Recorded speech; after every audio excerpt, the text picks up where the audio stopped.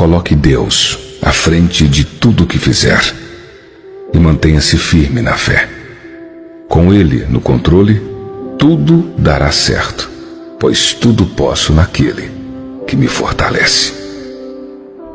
Não perca as esperanças. Deus tem o melhor para a sua vida. Busque os seus sonhos com perseverança. Quando você acredita nele, nada e nem ninguém pode te impedir de alcançar os seus objetivos.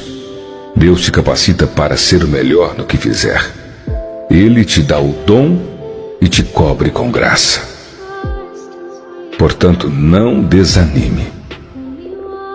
Se a fé em Deus, ela pode mover montanhas, imagina que ela pode transformar na sua vida.